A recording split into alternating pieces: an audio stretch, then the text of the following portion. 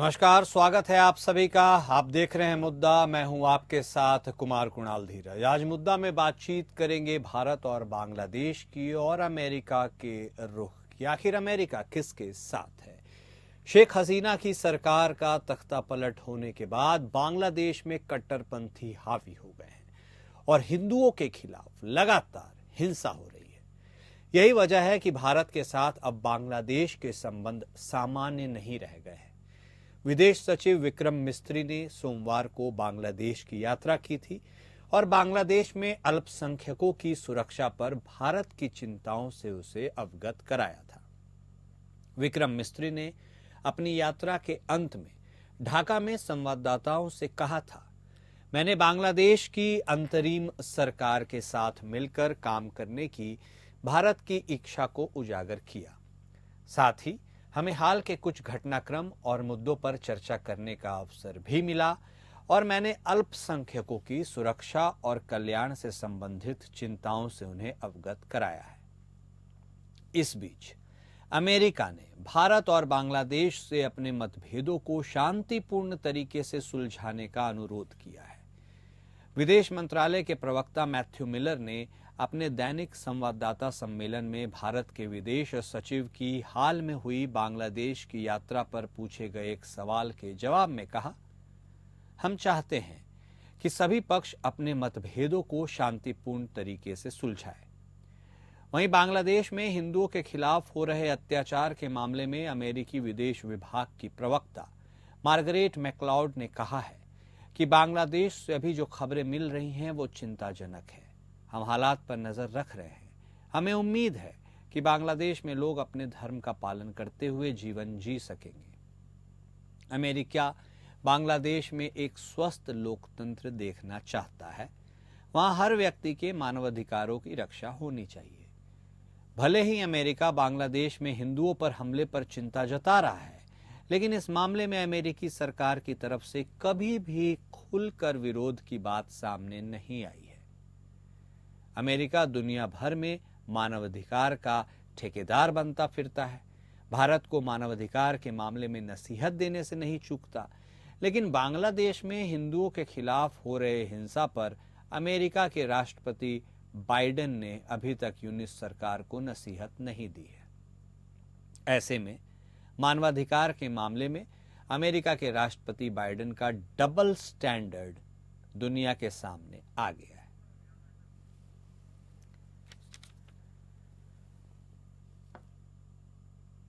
और बांग्लादेश और भारत की इस स्थिति पर और अमेरिका के हस्तक्षेप न करने की यह जटिल जो समस्या बनकर सामने आई है और सिर्फ एक स्टेटमेंट दे देने से क्या चीजें हल हो सकती है, इस चीज को थोड़ी टटोलने की हम कोशिश करेंगे। इस चर्चा को आगे बढ़ाएंगे। हमारे साथ हमारे खास मेहमान जुड़ चुके हैं। हमारे साथ विदेश मामलों के जानकार संजीव श्रीवास्तव साहब जुड़े हैं, तो हमारे साथ पूर्व राजनयिक मंजू सेठ जी भी जुड़ चुकी हैं। आप दोनों खास मेहमान का स्वागत है। सबसे पहले मंजू मैम, आप ही के पास आते हुए इस चर्चा की शुरुआत करते हुए एक अहम सवाल, क्या इस विकट परिस्थिति में भारत के विदेश सचिव का बांग्लादेश दौरा जायज था, होना चाहिए था? क्या इसके एडवांटेजेस हैं और क्या इसके डिसएडवांटेजेस हो सकते हैं? इन सब चीजों पर विचार जरूर किया गया होगा, लेकिन भारत की तरफ से जो बयान जारी किया गया वो काफी सकारात्मक है। लेकिन बांग्लादेश के उसके काउंटर पार्ट की तरफ से जो बयान जारी किया गया है वो कहीं ना कहीं यह दिखाता है कि भारत हमसे दूर रहे, आंतरिक मामले हम खुद सुलझाएंगे, हमें ज्यादा नसीहत न दे। मोटा मोटी यदि इस तौर पर समझा जाए तो क्या बांग्लादेश भी हमें हेकड़ी दिखा रहा है? हम दोस्ती का हाथ बढ़ा रहे हैं और वो हाथ को साइड करने की कोशिश कर रहा है? मंजू में ये ऐसी परिस्थिति है जो थोड़ी बहुत ही एक नाजुक परिस्थिति बन गई है, क्योंकि उनके लिए भी बहुत मुश्किल है क्लियरली बोलना, मुझे जो नजर आ रहा है। और वहाँ के लोग जो हैं, वहाँ पे जो मीडिया है वो और वहाँ के जो सरकार है, इंटरिम सरकार, वो ये कह रही है कि वहाँ कुछ हो ही नहीं रहा है। तो जब कुछ हो ही नहीं रहा है और जो एक दो इंसिडेंट्स हैं उसको ज्यादा आप लोग उसको बढ़ा चढ़ा के दिखा रहे हैं, जब डिनायल है इतना वहाँ पे, तो उनका जो उनका बयान आया है कि हमारा इंटरनल मैटर, बिल्कुल इंटरनल मैटर है। हम एक मिनट भी इंडिया ये नहीं कह रहा है कि इंटरनल मैटर नहीं है, लेकिन हाँ, मानवाधिकारों का वहाँ उल्लंघन हो रहा है, और खासकर हिंदुओं को और माइनॉरिटीज को लेकर। तो बिल्कुल हम उनको कन्वे करेंगे कि हमें कंसर्न है। उनका ये मानना है कि एक दो इंसिडेंट्स को लिए आप भारत ज्यादा इंटरफियर कर रहा है। अब ये इंटरफेरेंस कैसे समझ रहे हैं, वो तो उनका जो नजरिया है, उनको लग रहा है कि ये इंटरफेरेंस है, लेकिन हम उनको सिर्फ अपने कंसर्न्स कन्वे कर रहे हैं। हमने उसको कुछ कंडेम नहीं, मतलब ऐसे कंडेम तो किया सेपरेटली, बट हमने ये नहीं कहा है कि आपने कुछ किया है। लेकिन वहाँ की सरकार, हम ये कह रहे हैं कि आप देख रहे हैं ये सब हो रहा है, आपको बिल्कुल एक्शन लेना चाहिए। आपके जो लोग वायलेंस में वो इंडल्ज कर रहे हैं, वायलेंट एक्ट्स कर रहे हैं, और जो मारपीट कर रहे हैं, उनके अगेंस्ट आप कोई एक्शन नहीं ले रहे हैं। और ये पीसफुल प्रोटेस्ट जो हो रहा था, इनका जो इस्कॉन के जो मॉन्क को पकड़ा गया है, आपने उनको जेल में डाल दिया है। और साथ ही में जो अटैक्स हुए वो तो हुए हैं ना, एग्जैजरेशन कैसे हुआ? हमारे इंडियन कल्चरल सेंटर वहां जला दिया गया है, हमारा वो और टेम्पल्स को तोड़ फाड़ किया गया, लोगों के घरों को किया गया, मारा गया। तो एग्जैजरेशन क्या हुआ? एक दोस्त, अगर मान लीजिए शायद इंडियन मीडिया कह रहा हो कि बहुत सारे इंसिडेंट्स हैं, लेकिन अगर 10-12 इंसिडेंट्स भी हुए हैं, इट इज टू मच। तो इट इज तो उनको एक्नॉलेज करना चाहिए कि ये हो रहा है और हम उसको रोकेंगे। लेकिन उसके लिए नहीं, उसको जस्टिफाई करने की, जैसे ऐसे लगता है कोशिश कर रहे हैं कि ऐसा होगा ही, क्योंकि वो अवामी लीग के हैं और वो ऐसा है वैसा है, कुछ एक्सक्यूजेस बना रहे हैं। मुझे ऐसे लगता है। बिल्कुल। संजीव सर, आपके पास आते हुए, आंख पर पट्टी लगा लेने से इसका यह मतलब नहीं है कि हमारे इर्द गिर्द कुछ नहीं हो रहा है। जिस ओर इशारा मंजू मैम ने किया है, सब कुछ हो रहा है और सबको सब कुछ दिख भी रहा है। बांग्लादेश को इतनी हैसियत, स्पष्ट शब्दों में पूछूं तो कहां से आई कि वह अब भारत के तरफ से जो हाथ बढ़ाया जाता है उसे भी वह बिल्कुल दोस्ताना तरीके से नहीं लेता है। एक तरह से यूं कहता है, हमारे यहाँ जो हो रहा है, आप अपने से मतलब रखिए। इसको यदि कटु सत्यों में इसे बताया जाए तो ऐसे में भारत के लिए यह बहुत संघर्षपूर्ण स्थिति है। और आपको क्या लगता है, यह जो ताकत बांग्लादेश इन पिछले कुछ दिनों में अर्जित कर पाया है, इसके पीछे क्या कुछ और ताकतवर हाथ हैं जो दबे कुचले शब्दों में परोक्ष रूप से उसे यह बोलने की, जताने की स्वतंत्रता दे रहा है? संजीव सर। जी, ये बिल्कुल स्पष्ट है कुणाल जी की बांग्लादेश की ये जो अंतरिम सरकार है, वो वहाँ पर जो एक कट्टर रेडिकल इस्लामिस्ट जिहादी आतंकपरस्त जो ताकतें हैं, उनके दबाव में आके काम कर रही है, उनकी शह पर काम कर रही है।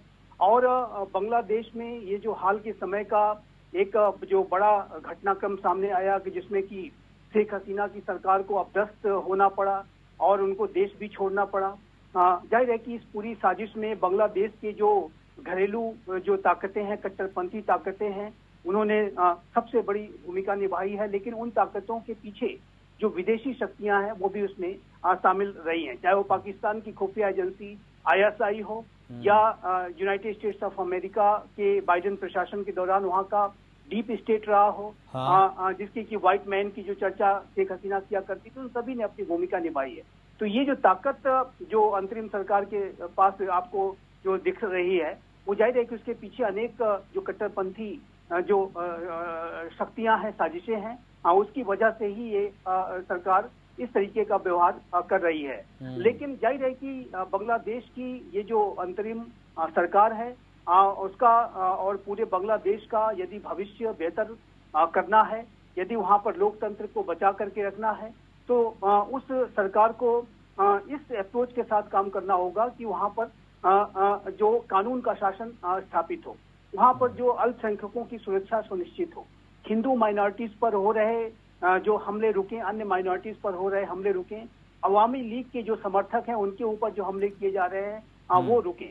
लेकिन ये जो अंतरिम सरकार है, जाहिर है कि ऐसे हमलों को, ऐसे हिंसा, उपद्रव, वेंडलिज्म की घटनाओं को रोक पाने में विफल रही है और एक डिनायल मोड भी है। लेकिन अभी आप देखिए तो हमारे विदेश सचिव श्री विक्रम मिस्री ने जब बांग्लादेश की यात्रा की तो ऐसी रिपोर्ट्स हैं कि बांग्लादेश की सरकार की तरफ से, अंतरिम सरकार की तरफ से ये एडमिशन आया है कि 5 अगस्त से 22 अक्टूबर के बीच में माइनॉरिटीज के ऊपर हो रहे हमलों को लेकर के हमने 88 केसेस दर्ज किए। लेकिन ये जो एक जाहिर है कि ये संख्या बहुत कम है। बड़ी संख्या में जो ऐसे इंसिडेंट्स हुए हैं जिनका कि बांग्लादेश की अंतरिम सरकार को पहले ही संज्ञान लेना चाहिए था। डाकेश्वरी जो मंदिर है वहां पर जिस तरीके से मूर्ति का जो मुकुट है जो कि प्राइम मिनिस्टर मोदी ने बांग्लादेश के इस मंदिर को गिफ्ट किया था, उसे चुरा लिया गया। साथ ही साथ जो इस्कॉन मंदिर के जो प्रमुख स्वामी चिन्मय कृष्णदास जी की जैसी गिरफ्तारी हुई है, अन्य संतों को जिस तरीके से हरास और परेशान किया जा रहा है, वो सारी घटनाएं इस बात का स्पष्ट रूप से प्रमाण है कि बांग्लादेश में बड़ी संख्या में, बड़ी नंबर्स में इंसिडेंट्स हुई हैं जिसमें कि विशेष रूप से हिंदू माइनॉरिटीज टारगेट की गई हैं। और बांग्लादेश की सरकार को सिर्फ संज्ञान लेने की आवश्यकता नहीं है कि हमने केसेस दर्ज किए हैं, बल्कि कठोर कार्रवाई करने की आवश्यकता है। और एक बात मैं फिर से एक बात दोहराना चाहता हूं आपके चैनल के माध्यम से भी कि भारत के प्रधानमंत्री श्री नरेंद्र मोदी के नेतृत्व का ये जो नया भारत है वो बांग्लादेश में हिंदू माइनॉरिटीज पर हो रहे हमलों को बर्दाश्त नहीं करेगा। और यदि ऐसे ही हमले जारी रहे तो जाहिर है कि भारत इस संदर्भ में कठोर कार्रवाइयां भी कर सकता है। यद्यपि कि अभी हमारा जो अप्रोच है बहुत सकारात्मक है। विक्रम मिश्री जी का जाना बिल्कुल भारत की विदेश नीति की परिपक्वता को दर्शाता है। भारत अपनी संतुलित विवेकपूर्ण, बुद्धिमत्तापूर्ण, जिम्मेदारी भरी विदेश नीति के लिए जाना जाता है। नेबरहुड फर्स्ट पॉलिसी हमारी है। और जाहिर है कि इस तरीके की जो भी उथल पुथल की स्थितियां पड़ोसी राष्ट्रों में होती हैं तो भारत ऐसे समय में अपने एंगेजमेंट्स को बनाए रखता है। जैसा कि मालदीव्स के संदर्भ में आपने देखा कि एंटी इंडिया कैंपेन चल रहा था और हमने अपने एंगेजमेंट्स को बनाए रखा और वहां पर स्थितियां जब सुधरी तो अभी आप मालदीव्स के साथ संबंधों को बेहतर देख रहे हैं। तो मेरा ऐसा मानना है कि यद्यपि कि मालदीव्स और बांग्लादेश की स्थितियों में काफी अंतर है। वहां पर मालदीव्स में कोई सरकार अध्यस्त नहीं की गई थी, लेकिन यहाँ पर तो सरकार अध्यस्त की गई है। हिंसा हो रहा है, उपद्रव हो रहा है, हिंदू कम्युनिटी टारगेट की जा रही है। तो ऐसे में भारत सभी विकल्पों पर विचार कर रहा है और जहां कहीं भी आवश्यक होगा भारत कठोर कार्रवाइयां भी कर सकता है। ये बात बांग्लादेश की सरकार को समझना होगा। हाँ, बिल्कुल एविडेंट भी है, जो कुछ हो रहा है सबको दिख रहा है। ऐसे में मंजू मैम, एक पूर्व राजनयिक के तौर पर यह जो बात निकल कर सामने आती है कि एक पावरफुल नेशन के एक प्रवक्ता एक स्टेटमेंट जारी कर देते हैं, शांतिपूर्ण तरीकों से आपसी मतभेद को सुलझाएं, ये कितना कन्वीनियंट ऑप्शन है। जबकि बीइंग सो मच पावरफुल आप चीज़ों को काफ़ी हद तक मैनेज कर सकते हैं, चीज़ों को एक डायरेक्शन दे सकते हैं। क्या सिर्फ एक स्टेटमेंट जारी करना, चिंता जारी करना एक एस्केप रूट वाली स्ट्रेटजी नहीं है?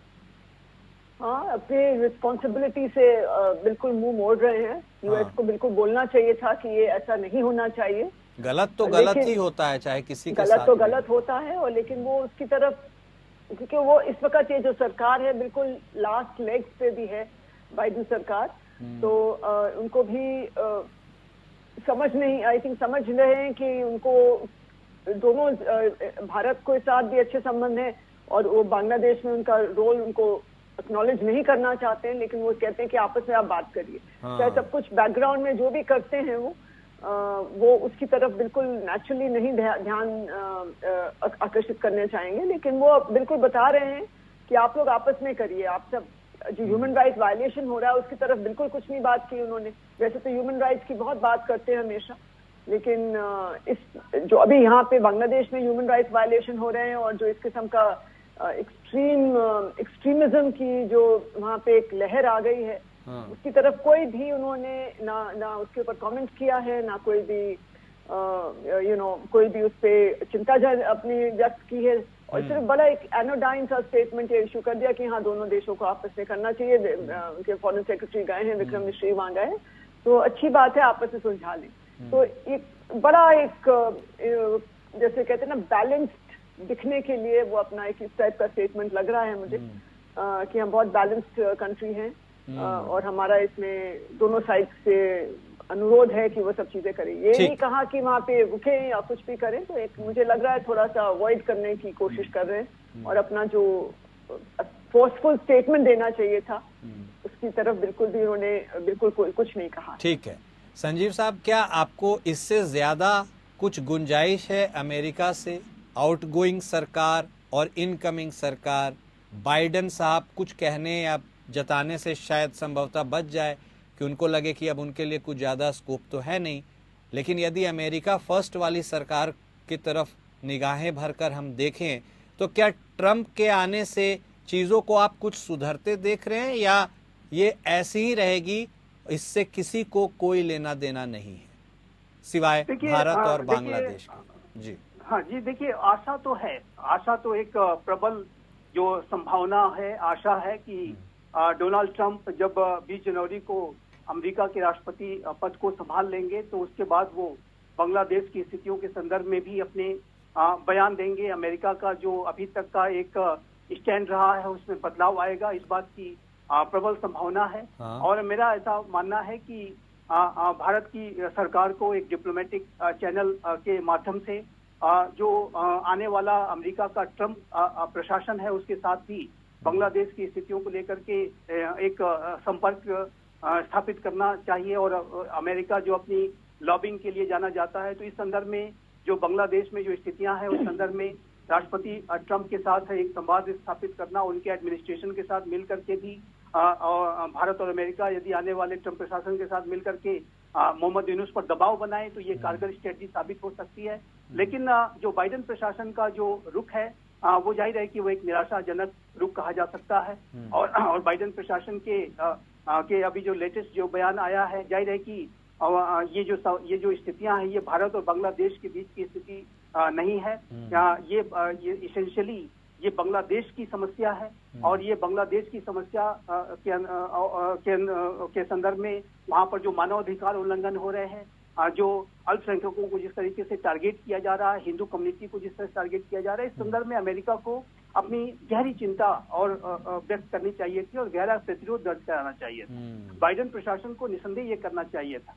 लेकिन बाइडेन प्रशासन का जो रुख है, जैसा कि मैंने कहा कि एक बहुत ही इंडिफरेंट रहा है और लगातार एक तरफ तो जो बयानों के संदर्भ में अगर बात करें तो वो एक डिस्टेंस, एक संतुलन, एक दूरी बनाने की कोशिश कर रहे हैं। लेकिन वहाँ का जो डीप स्टेट है बाइडेन एडमिनिस्ट्रेशन के दौरान जिसकी की चर्चा एक व्हाइट मैन के तौर पर शेख हसीना किया करती थी, वो बहुत एक्टिव रहा और उसने अपनी पूरी एक्स्ट्रा देने का भी काम किया है। तो मेरा ऐसा मानना है कि डोनाल्ड ट्रंप प्रशासन के आने के बाद ये जो डीप स्टेट अमेरिका का है उसके ऊपर भी लगाम लगेगी। और अभी आप देखिए तो चाहे वो कैश पटेल हो जिन्हें की FBI के डायरेक्टर के तौर पर राष्ट्रपति ट्रंप ने नॉमिनेट किया है, या तुलसी गबार्ड हो जिन्हें की DNI के डायरेक्टर के लिए नॉमिनेट किया गया है, वो सभी जो अमेरिका के डीप स्टेट को लेकर के अपनी चिंताएं व्यक्त कर चुके हैं। कैश पटेल ने तो कहा है कि वो अमेरिका के डीप स्टेट को समाप्त ही करेंगे, हालांकि एक बहुत बड़ा बयान है लेकिन और एक बड़ा काम है।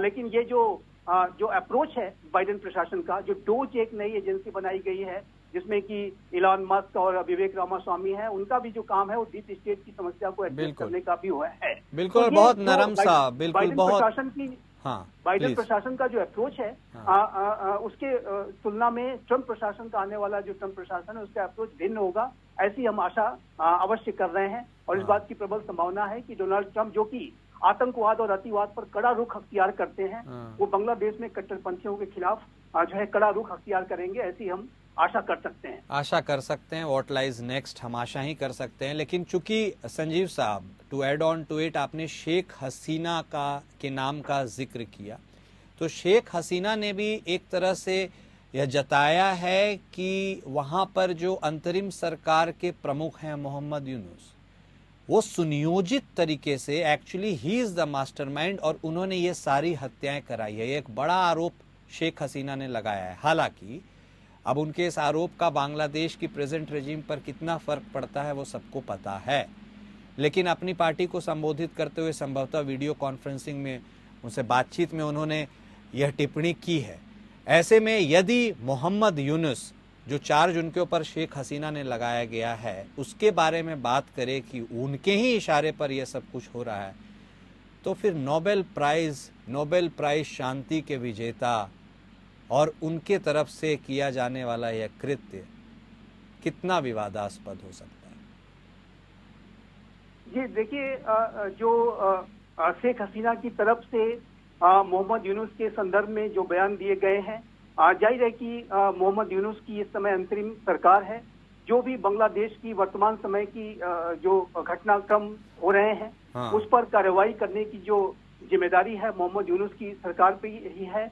और शेख हसीना ने उन्हें एक मास्टरमाइंड कह के संबोधित किया है। और जाहिर है कि जब ये बांग्लादेश में घटनाक्रम हो रहा था तो मोहम्मद यूनुस उस समय कहीं किसी विदेश की धरती पर थे, और उन्हें जिस तरीके से बांग्लादेश में वापस बुलाया गया और उनका एक मुखौटा रख करके, जो शांति का जो उनका मुखौटा रख करके कट्टरपंथी जो खेल खेल रहे हैं, जाहिर है कि वो एक सच्चाई है, कड़वी सच्चाई है। लेकिन मेरा ऐसा मानना है कुणाल जी कि शेख हसीना चूंकि मोहम्मद यूनुस अभी कमांड में है, जो अगर जो कानूनी रूप से देखें तो वहाँ के अंतरिम सरकार के मुखिया हैं, यद्यपि कि रियलिटी ये है कि वो कमांड में संभव है कि वो नहीं है, और रियल कमांड जो है वो कट्टरपंथियों के हाथ में है। तो ये जो मेरे असेसमेंट के मुताबिक शेख हसीना ने यह बयान तो जरूर दे दिया है, लेकिन सच्चाई वास्तविकता ये है कि बांग्लादेश में कट्टरपंथी अपना दबदबा बढ़ाते जा रहे हैं। जमात-ए-इस्लामी बांग्लादेश, अनेक जो अन्य आतंकी संगठन हैं, जो बीएनपी जो वहाँ की मुख्य विपक्षी पार्टी है, वो सभी मिलकर के गहरी साजिश के तहत, और विदेशी शक्तियां से पाकिस्तान की खुफिया एजेंसी आईएसआई भी संलग्न दिखाई देती है, चाइना की एजेंसीज भी संलग्न हो सकती है, जो अमेरिका के जो डीप स्टेट की चर्चा हमने की ही, तो जाहिर है कि ये सारी जो स्थितियां हैं वो इसी वजह से निर्मित हो पाई क्योंकि बांग्लादेश की शेख हसीना की विरुद्ध घरेलू स्तर पर भी और वैदेशिक स्तर पर भी लगातार उनके खिलाफ लामबंदी होती चली गई, जिसमें कि वो बिल्कुल आइसोलेट पड़ती चली गई। और भारत ही एकमात्र ऐसा राष्ट्र था कि जो कि शेख हसीना के साथ खड़ा था, और भारत ने आज भी आप देखिए तो वो भारत के संरक्षण में ही है, भारत की शरण में है, और वो इस समय काफी आइसोलेटेड नजर आती हैं। लेकिन मेरा ऐसा मानना है कि ये जो पूरा घटनाक्रम हुआ है उसके पीछे जो मुख्य जिम्मेदार फैक्टर्स हैं वो बांग्लादेश के रेडिकल इस्लामिस्ट जिहादी मानसिकता रखने वाले कट्टरपंथी। ओके, बिल्कुल सही। और मंजू मैम, ऐसे में जो विदेश सचिव होते हैं उनका दौरा जो होता है, जैसे in this case Vikram Misri जी दौरा किए, उनके पास कितनी एक तरह से ऑटोनॉमी होती है, और या कितना वो ये बिलीव कर सकते हैं कि उनके द्वारा जो एक अहम दौरा इस जंक्चर पर हो रहा है वो कितना रिजल्ट देगा, या वो भी एक महज बॉडी लैंग्वेज के आधार पर हम समझ सकते हैं कि एक फॉर्मेलिटी है जो निभाई जा रही है, या फिर एक सिंसियर एफर्ट भी होता है कि हम कैसे भी चीजों को सुलझाएंगे? इसकी बारीकियों के बारे में भी थोड़ा बताएं। नहीं, बिल्कुल एक ये part of foreign office consultations के तहत वो गए थे वहाँ, क्योंकि रेगुलर फॉरेन सेक्रेटरी लेवल पे काफी देशों के साथ हमारे regular foreign secretary consultations, foreign office consultations रहते हैं। तो उसके तहत वो गए थे। लेकिन हाँ, बिल्कुल एक सिंसियर अटेम्प्ट था कि इस कंसल्टेशन का मौका, कि विजिट के मौके को यूटिलाइज किया जाए। जो हमारे रिलेशनशिप बिगड़ गए हैं उनको फिर से एक थोड़ा सा वापस इवन कील पे लाएं, और जो वेरियस इश्यूज हैं वो डिस्कस किए जाएं। कोलैबोरेशन जो ऑनगोइंग है और जो डेवलपमेंट पार्टनरशिप है इतने सालों से हमारी बांग्लादेश के साथ, और हमारे कंसर्न्स भी हमने इस मौके पे कन्वे किए हैं कि हमारे जो, जैसे मैंने कहा, हमारे इंडियन कल्चरल सेंटर वहाँ पे जलाया गया है, और टेम्पल्स को और अदर इंडियन हिंदू और इंडियन कुछ कहीं मैं पढ़ रही थी इंडियन कंपनीज की भी को भी टारगेट किया गया है। तो एक ये बिल्कुल कंसर्न हमने बिल्कुल कन्वे किए, और ये एक अटेम्प्ट था कि हम डायलॉग जारी रखें ताकि ये बिल्कुल बहुत ज्यादा ना बिगड़ जाए। ऑलरेडी बिगड़ चुके हैं काफी ताल्लुकात, लेकिन और इससे बिगड़े नहीं, और थोड़ा इसमें कोई थोड़ा सा उसको फिर से कोई जैसे मॉलडीव्स के साथ हो या श्रीलंका के साथ हमने अपना जो डेवलपमेंट पार्टनरशिप था और जो बातचीत थी बंद नहीं की, चाहे हमारे, और लेकिन इस हद तक नहीं गए कि हमारे इंटरेस्ट कॉम्प्रोमाइज हो। और लेकिन हमारे इंटरेस्ट इसी में है कि हम सब अपने नेबरहुड में सब कंट्रीज के साथ अच्छे ताल्लुकात रखें। चीन के साथ भी हम बातचीत करने के लिए हमने थोड़े दिन नहीं बात की, लेकिन बैक चैनल टॉक्स जरूर चलते रहते हैं। तो इसमें हमने एक ये जो फॉरेन ऑफिस कंसल्टेशन के दौरान अपने कंसर्न्स कन्वे किए, अपने सब डिस्कस किया जो बायलैटरल पार्टनरशिप ऑनगोइंग है और कहाँ इसमें किस चीज को बढ़ावा दे सकते हैं, किस पे एम्फसाइज करना चाहिए, दोनों ने उस पे करते हैं। लेकिन ये बिल्कुल एक अच्छी बात है और हमें बिल्कुल बातचीत जारी रखनी है। बिल्कुल। तो और इस विकट परिस्थिति के बीच बातचीत ही वह एक ऐसी चाबी है जो कई बंद तालों को संभवतः खोल सकती है। हमारे साथ जुड़ने के लिए आप दोनों खास मेहमान का बेहद शुक्रिया। तो आखिर अब अमेरिका का अगला रुख क्या होगा? ट्रंप रेजिम में अमेरिका किसका साथ देगा? भारत का, बांग्लादेश का, या फिर सिर्फ और सिर्फ अपना? यह देखना बेहद दिलचस्प होगा। मुद्दा में मेरे साथ आज के लिए बस इतना ही। नमस्कार।